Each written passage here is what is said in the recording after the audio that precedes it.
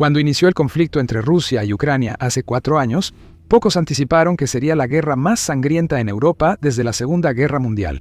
Las cifras reveladas muestran un panorama impactante de pérdidas humanas en ambos bandos. A inicios de 2026, se estima que las bajas combinadas de ambas naciones se acercan a 2 millones de personas. No es un error tipográfico. 2 millones de soldados muertos, heridos o desaparecidos en una guerra que muchos creían acabaría en días.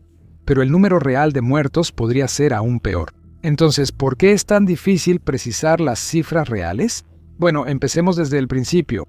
Cuando Rusia invadió Ucrania, el 24 de febrero de 2022, tanto Moscú como Kiev se mantuvieron herméticos sobre sus pérdidas. Rusia caracterizó la operación como una operación militar especial e insistió en que las bajas eran mínimas. Ucrania, peleando por su supervivencia, tenía todas las razones para guardarse sus cifras para evitar desmoralizar a su población y a sus fuerzas armadas. Para finales de 2022, las agencias de inteligencia occidentales empezaron a publicar estimaciones que sorprendieron a muchos observadores. Estados Unidos evaluó que Rusia había sufrido entre 100.000 y 120.000 bajas tan solo en los primeros 10 meses de combates, lo que incluye tanto muertos como heridos. Se estimó que las pérdidas de Ucrania fueron similares en ese periodo, cifras no vistas en conflictos europeos desde la Segunda Guerra Mundial. Pero 2023 resultaría aún más mortífero. Conforme la guerra se asentó en una lucha de desgaste agotadora, las tasas de bajas en realidad se aceleraron. El Ministerio de Defensa británico estimó a inicios de 2023 que Rusia estaba perdiendo alrededor de 700 soldados al día, entre 200 y 300, más que en 2022. Eso equivale a que un batallón adicional sea aniquilado cada 3 o 4 días. Para mediados de 2023, funcionarios de Estados Unidos estimaban que las bajas combinadas de ambos bandos ya habían superado las 500.000 personas. 500.000 de seres humanos murieron o resultaron heridos en poco más de un año de combates. La batalla solo por Bakhmut, que se prolongó de agosto de 2022 a mayo de 2023, es el ejemplo perfecto de cuánta muerte hubo en el conflicto. Los mercenarios del grupo Wagner de Rusia, muchos reclutados de prisiones, fueron enviados repetidamente en oleadas para superar las posiciones ucranianas. La táctica al final funcionó, pero a un costo horroroso. Estimaciones conservadoras sugieren que Rusia perdió a más de 20.000 hombres solo para capturar una sola ciudad que tenía un valor estratégico limitado. Luego llegó 2024 y el derramamiento de sangre se intensificó todavía más. Rusia cambió a lo que los analistas militares llaman tácticas de picadora de carne. Se enviaban pequeños escuadrones de soldados mal entrenados al frente para tantear las defensas ucranianas, atraer fuego y revelar posiciones. Después, la artillería y drones atacaban esas posiciones antes del avance de la siguiente oleada de infantería. Fue brutalmente eficaz para identificar objetivos, pero consumió los efectivos rusos a un ritmo alarmante.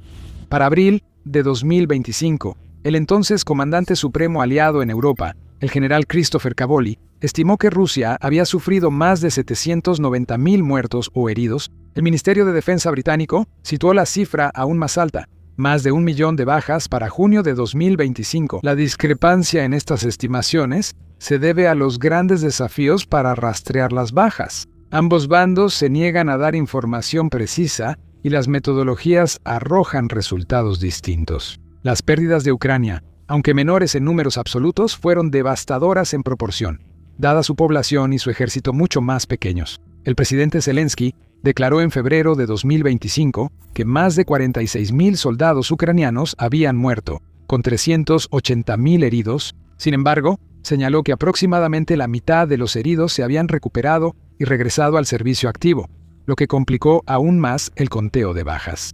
Ahora estamos en 2026, 4 años completos dentro del conflicto, y las cifras se han vuelto verdaderamente astronómicas. Según un análisis exhaustivo publicado por el Centro de Estudios Estratégicos e Internacionales, o SSIS, a finales de enero de 2026, Rusia ha sufrido aproximadamente 1.200.000 bajas desde febrero de 2022. Eso incluye entre 275.000 y 325.000 muertos en combate. Tan solo en 2025, Rusia perdió aproximadamente 415.000 soldados con un promedio de casi 35.000 bajas al mes. De hecho, diciembre de 2024 marcó el mes más mortífero para Rusia en toda la guerra, con un promedio de 1.570 bajas por día. Se estima que las bajas totales de Ucrania están entre 500.000 y 600.000, con entre 100.000 y 140.000 muertos. Eso significa que el total combinado de muertos y heridos de ambas naciones ronda aproximadamente 1.800.000 personas. A las tasas actuales, el CCI predice que esa cifra va a superar los 2 millones para la primavera de 2026. Para poner estas cifras en perspectiva, las muertes en combate de Rusia en Ucrania son más de 17 veces mayores que las pérdidas soviéticas en Afganistán durante todos los años 80, son 11 veces mayores que las bajas de Rusia durante ambas guerras chechenas combinadas. De hecho, Rusia ha perdido más soldados en Ucrania que en todos los conflictos combinados desde la Segunda Guerra Mundial. Y ninguna potencia importante ha sufrido ni de cerca estas cifras de bajas en ninguna guerra desde 1945. Pero aquí es donde las cosas se ponen turbias. Estas son estimaciones, no cifras confirmadas, y hay una razón para eso. Tanto Rusia como Ucrania tienen fuertes incentivos para manipular la narrativa en torno a las bajas. Rusia quiere convencer a su población de que la operación militar especial va de acuerdo con el plan y que las pérdidas son aceptables. Mientras tanto, Ucrania necesita mantener el apoyo de Occidente y la moral interna, lo que significa gestionar cuidadosamente el flujo de información sobre sus propias pérdidas. El enfoque de Rusia ha sido una supresión sistemática. El Kremlin clasifica todos los datos de bajas militares como secretos de Estado. Periodistas independientes que reportan pérdidas enfrentan hasta 15 años de prisión. Incluso usar la palabra guerra en lugar de operación militar especial puede resultar en un proceso penal. Los principales medios independientes como Echo, Muswe y Dost fueron cerrados al inicio del conflicto. Las leyes de agente extranjero han censurado casi todo el periodismo de investigación. El gobierno ruso controla la narrativa mediante medios estatales y amplias redes de bots. Con frecuencia, inflan las bajas ucranianas mientras minimizan drásticamente las propias. Por ejemplo, en diciembre de 2024, una fuente del Ministerio de Defensa de Rusia afirmó que Ucrania había sufrido casi 1 millón de bajas, mientras que Rusia solo había perdido una fracción de esa cifra. Estas afirmaciones son demostrablemente falsas, pero muestran la disposición de Rusia a ignorar la verdad por ganancias políticas. El presidente Vladimir Putin ha enmarcado la guerra como una continuación de la Gran Guerra Patria contra la Alemania nazi, aprovechando el trauma histórico para justificar las pérdidas actuales. Esta narrativa resuena con muchos rusos que recuerdan a los 27 millones de ciudadanos soviéticos que murieron al derrotar a Hitler. Si sus abuelos pudieron soportar esas pérdidas para derrotar al fascismo, entonces, según la lógica de Putin, la Rusia moderna puede aceptar bajas para derrotar a los nazis ucranianos. El Kremlin también gasta sumas enormes en pagos de compensación a las familias de los soldados muertos y heridos. Tan solo en 2024, Rusia asignó más de 1.2 billones de rublos, aproximadamente 15.300 millones de dólares para estos pagos. Esto cumple un doble propósito. Brinda apoyo financiero a familias que, de otro modo, podrían protestar contra la guerra y le permite al gobierno llevar un registro interno de las bajas mientras las mantiene ocultas del público. El enfoque de Ucrania es más matizado. Kiev al principio mantuvo las cifras de bajas bajo un control estricto para evitar que Rusia obtuviera ventajas de inteligencia. A medida que la guerra se prolongaba, Ucrania quedó en una posición difícil. Necesitaba demostrarles a sus aliados occidentales que estaba usando de manera efectiva las armas donadas, lo que implicaba hacer públicas las bajas rusas. Revelar sus propias pérdidas con demasiada libertad podía socavar el reclutamiento y el apoyo público. Se ha acusado a funcionarios ucranianos de inflar las bajas rusas para demostrar éxito en el campo de batalla. Los conteos diarios publicados por el Estado Mayor de Ucrania muestran de manera constante pérdidas rusas más altas de lo que la mayoría de las agencias de inteligencia occidentales considera plausible. Por ejemplo, Ucrania afirmó que Rusia perdió a más de 1.247.000 soldados para finales de diciembre de 2025, una cifra que coincide con algunas estimaciones occidentales, pero que podría incluir a soldados heridos que regresaron al servicio varias veces. El propio presidente ucraniano Volodymyr Zelensky ha sido cuidadoso al divulgar las cifras de bajas ucranianas. Esperó hasta febrero de 2024, 2 años después de iniciada la guerra, antes de declarar públicamente que 31.000 soldados ucranianos habían muerto. Muchos analistas creen que la cifra fue mucho menor a la real. Cuando actualizó la cifra a 46.000 muertos en febrero de 2025, todavía parecía conservadora en comparación con las estimaciones de inteligencia occidentales. La verdad es que contar con precisión las bajas en la guerra moderna es extraordinariamente difícil. Los soldados desaparecen y pueden ser prisioneros, desertores o morir en combate sin que sus cuerpos se recuperen. Los soldados heridos pueden volver al servicio varias veces, lo que hace que no quede claro si deben contarse como una baja o como varias. La práctica de Rusia de reclutar prisioneros añade complejidad, pues estos soldados suelen carecer de documentación adecuada. La verificación independiente ha intentado llenar el vacío. Mediazona, trabajando con el servicio ruso de la BBC y un equipo de voluntarios, ha compilado una lista nominal de militares rusos muertos al revisar publicaciones en redes sociales, reportes de noticias locales y sitios web del gobierno. Hasta el 13 de enero de 2026 habían confirmado por nombre 163.606 muertes rusas. Reconocieron que esto es solo una fracción de las pérdidas, ya que muchas familias no anunciaron las muertes y las autoridades rusas suprimieron esta información. La mayor preocupación surgió a finales de 2025, cuando se supo que tribunales rusos presentaron decenas de miles de demandas para declarar soldados desaparecidos o muertos. Para principios de diciembre de 2025, Mediazona había identificado aproximadamente 88.000 de esas demandas judiciales. Luego, el 26 de diciembre de 2025, los tribunales rusos empezaron a borrar sistemáticamente estos registros de las bases de datos públicas. El ministro de Defensa, Andrei Belousov, reveló sin querer la magnitud del problema cuando declaró que se había encontrado al 48% del total de personas desaparecidas, es decir, a una de cada dos. Si aproximadamente 90.000 demandas representan la mitad de todos los soldados desaparecidos, eso sugiere que hay por lo menos 180.000 cuerpos que siguen sin recuperarse en los campos de batalla de Ucrania. Pero si Rusia está perdiendo soldados a este ritmo catastrófico, ¿de dónde están saliendo todos estos hombres? Bueno, antes de meternos en eso, te recuerdo que The Military Show está publicando videos nuevos todos los días. Así que, si te gustan los análisis a fondo como este, asegúrate de darle al botón de suscribirte. Ahora, para entender la verdadera magnitud de las bajas, tenemos que ver los números de antes y después, lo que revela algo que es prácticamente único de este conflicto. Rusia, básicamente, ya ha agotado toda su fuerza militar profesional de antes de la guerra, y pasó a ser un ejército de movilización masiva. Cuando Rusia inició su invasión en febrero de 2022, desplegó aproximadamente a 190.000 soldados. Se suponía que estos eran los mejores de Rusia. Soldados profesionales por contrato, unidades aerotransportadas de élite, fuerzas especiales Spetsnaz. El plan era avanzar rápido para tomar Kiev y descabezar al gobierno ucraniano en cuestión de días o semanas. Bueno, ya sabemos cómo terminó eso. Para mediados de 2022, Putin podía admitir la derrota o redoblar la apuesta. Eligió lo segundo. En septiembre de 2022, Rusia anunció una movilización parcial de 300.000 reservistas. En la práctica, esta movilización se enfocó de manera desproporcionada en minorías étnicas y en hombres de las regiones más pobres de Rusia: el Lejano Oriente, Siberia y el Cáucaso Norte. Los grupos minoritarios terminaron sufriendo tasas de bajas muy por encima de su porcentaje de población, pero ni siquiera 300.000 soldados nuevos fueron suficientes para reemplazar las pérdidas. Así que Rusia recurrió a medidas cada vez más desesperadas. A prisioneros, incluso asesinos y violadores condenados, se les ofreció libertad a cambio de 6 meses de servicio en combate. Tan solo el grupo Wagner reclutó a más de 48.000 convictos de prisiones rusas, muchos de los cuales fueron enviados a la picadora de carne en Bakhmut. Los que sobrevivieron regresaron como héroes, pero muchos reincidieron en delitos y se volvieron a alistar para evitar ser procesados.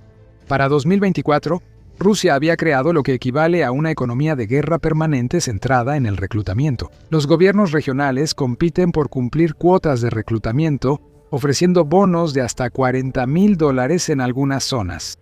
Es dinero que te cambia la vida en regiones donde los sueldos mensuales promedio rondan los $500. Para muchos rusos, sobre todo los de zonas económicamente deprimidas, el servicio militar se volvió el único camino hacia la estabilidad financiera. Según cifras oficiales rusas, el ejército reclutó a 540.000 nuevos soldados contratados en 2023 y a otros 427.000 en 2024. En 2025, esa cifra bajó a aproximadamente 417.000, pero estos no son los soldados profesionales que Rusia desplegó en febrero de 2022. La mayoría solo recibe de 3 a 4 semanas de entrenamiento antes de ir al frente. Aprenden a operar en campos de batalla modernos llenos de drones y bajo fuego, no en entornos de entrenamiento controlados. Esa diferencia en calidad y experiencia le está costando a Rusia la guerra. El ejército de antes de la guerra tenía oficiales subalternos que entendían las operaciones de armas combinadas, el uso adecuado del apoyo de artillería y cómo coordinar las fuerzas aéreas y terrestres. Muchos de ellos ya están muertos, considerando que se ha confirmado la muerte de cerca de 6.500 oficiales rusos y más de la mitad eran oficiales subalternos, tenientes primeros y capitanes. A los nuevos oficiales los están apresurando a pasar por programas de entrenamiento abreviados, a menudo con tan solo 2 meses de formación como oficiales antes de asumir el mando de las tropas. Están aprendiendo sobre la marcha y sus soldados están pagando el precio de su inexperiencia. El resultado es un ejército ruso que no se parece en nada a la fuerza que invadió Ucrania en 2022. Es más grande en números brutos, ya que Putin afirma tener 700.000 tropas en Ucrania a finales de 2025, pero está degradado en términos cualitativos. Las unidades dependen de la fuerza bruta y la superioridad numérica en lugar de la sofisticación táctica. El apoyo de artillería se ha vuelto menos preciso. Las comunicaciones suelen verse comprometidas y la logística sigue siendo una debilidad. La inteligencia de Estados Unidos estima que Rusia está reclutando aproximadamente entre 30.000 y 40.000 soldados nuevos al mes a inicios de 2026. Eso apenas alcanza para reemplazar las bajas y mantener las operaciones actuales. No es suficiente para sostener grandes avances ofensivos ni avances rápidos. Rusia está, en esencia, en una espiral mortal de reclutamiento, donde tiene que reponer constantemente sus fuerzas solo para mantener el statu quo. A los problemas de Rusia se suma la situación del equipo. Aunque Moscú ha logrado mantener un suministro constante de equipo básico como rifles y uniformes, el armamento pesado se está volviendo cada vez más escaso. Según varias evaluaciones de inteligencia occidentales, Rusia perdió más de 4.300 tanques de batalla principales para finales de 2025 más que todo su inventario activo previo a la guerra. Se ha visto obligada a reactivar tanques T-55 y T-62 de la era soviética desde almacenes de reserva, algunos que datan de la década de 1960. Estos tanques antiquísimos están siendo tripulados por reclutas entrenados a las prisas y enviados a combatir contra armas antitanque ucranianas modernas. Los resultados son previsibles. La capacidad de fabricación de Rusia no puede producir nuevos tanques de batalla principales lo suficientemente rápido como para reemplazar las pérdidas en el campo de batalla. La mayoría de los tanques nuevos que entran en servicio en realidad son vehículos de hace décadas sacados del almacenamiento, reacondicionados y enviados al frente. El patrón se repite con vehículos de combate de infantería, artillería y transportes blindados de personal. Analistas de inteligencia occidentales predicen que, para finales de 2026 o principios de 2027, Rusia enfrentará una escasez crítica de vehículos blindados y continúa el ritmo actual de desgaste. Entonces, ¿por qué, con todos estos problemas, no se ha derrumbado el ejército ruso? ¿Y por qué, a pesar de sufrir más del doble de bajas que Ucrania, Rusia todavía está logrando avances territoriales?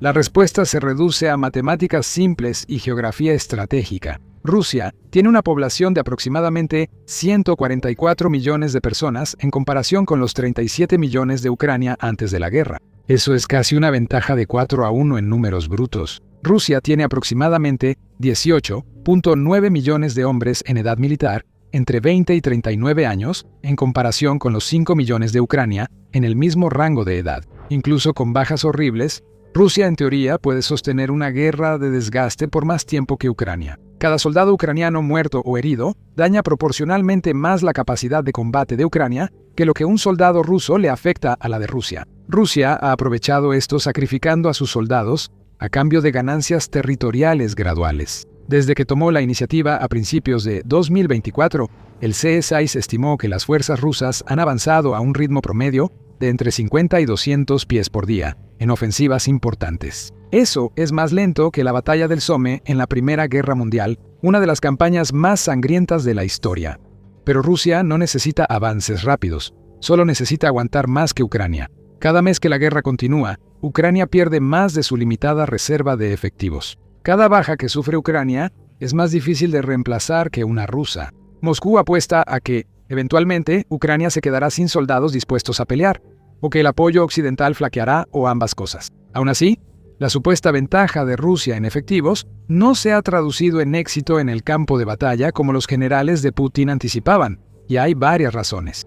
Primero, La estrategia de defensa en profundidad de Ucrania ha resultado extraordinariamente efectiva para multiplicar las bajas rusas. Las fuerzas ucranianas construyeron elaborados sistemas de trincheras, obstáculos antitanque y campos minados que canalizan los avances rusos a zonas de aniquilación. Cuando la infantería rusa intenta asaltar estas posiciones, la golpean la artillería, los morteros y, cada vez más, enjambres de drones FPV que pueden asestar ataques precisos contra soldados individuales. La saturación de drones en el campo de batalla ha cambiado fundamentalmente el cálculo de la guerra. A 10 millas del frente moverse en vehículo es casi suicida por la constante vigilancia de drones. Segundo, la estructura de mando centralizada de Rusia ha resultado ser catastróficamente inflexible. Los comandantes locales no tienen la autoridad para hacer ajustes tácticos sin la aprobación del cuartel general superior. Esto crea retrasos que las fuerzas ucranianas aprovechan sin piedad. Para cuando las unidades rusas reciben permiso para cambiar su enfoque, los defensores ucranianos ya se han adaptado. Tercero, los sistemas logísticos de Rusia siguen estando fundamentalmente rotos. La munición llega, el combustible termina llegando, pero la coordinación entre los distintos tipos de unidad es deficiente. El apoyo de artillería suele estar mal sincronizado con los avances de la infantería. El apoyo aéreo, cuando llega, no se integra bien con las operaciones terrestres. La competencia de armas combinadas, que supuestamente enfatiza la doctrina rusa, en gran medida no se ha materializado. Cuarto, la moral es un problema persistente. Los soldados reclutados con bonos en efectivo y enviados a la línea del frente a toda prisa, con entrenamiento mínimo, no pelean con las mismas motivaciones que los ucranianos que defienden su patria. Las unidades rusas han sufrido rendiciones masivas, en particular durante la incursión de Ucrania en el Oblast de Kursk, donde más de 1.000 soldados rusos fueron capturados en los primeros meses de operaciones. La ofensiva en Kursk ilustra lo mal que le ha ido a Rusia en cuanto a estrategia y logística efectivas. Cuando Ucrania invadió territorio ruso en agosto de 2024, a Rusia le tomó más de un mes organizar un contraataque. Moscú se vio obligada a retirar unidades de otros sectores del frente, creando vulnerabilidades temporales que Ucrania aprovechó. Rusia incluso recurrió a desplegar aproximadamente 11.000 tropas norcoreanas para ayudar a recuperar su propio territorio. El problema fundamental es que Rusia está peleando una guerra de desgaste del siglo XX en un espacio de batalla del siglo XXI. Sus ventajas en efectivos y capacidad industrial están siendo anuladas sistemáticamente por la innovación táctica ucraniana, el apoyo tecnológico occidental y la revolución en la guerra con drones. Ucrania, a pesar de tener muchos menos soldados y menos equipo, ha superado constantemente en innovación a su oponente más grande. Las fuerzas ucranianas fueron pioneras en el uso de drones comerciales modificados con fines militares y desarrollaron sistemas de guerra electrónica para corromper señales de navegación rusas. Mejoraron drones controlados por fibra óptica inmunes a interferencias y convirtieron la electrónica de consumo en armas guiadas con precisión. Al mismo tiempo, Rusia se está convirtiendo en una potencia de segunda categoría, incluso mientras se agota intentando conquistar a un vecino. Su economía está bajo una presión severa. La manufactura está disminuyendo. La inflación sigue persistentemente alta. El crecimiento económico se desaceleró a 0.6% en 2025. La industria de defensa sufre escasez crítica de componentes, muchos de los cuales se importaban de Occidente antes de las sanciones. El verdadero saldo de muertes de la guerra en Ucrania es el borrado de futuros, la destrucción del potencial, la cicatriz permanente de dos naciones. Ya sea que el conteo final sea de 1,5 millones, 2 millones o más, cada número representa a un ser humano que nunca volverá a casa. Ese es el verdadero costo de esta guerra, y es un precio que tanto Rusia como Ucrania siguen pagando todos los días. Gracias por ver. Ahora, si quieres saber más sobre cómo Rusia ha cambiado de manera fundamental desde que comenzó la invasión, mira este video. Para mantenerte informado sobre el conflicto Rusia-Ucrania y la geopolítica global, suscríbete a The Military Show para actualizaciones diarias.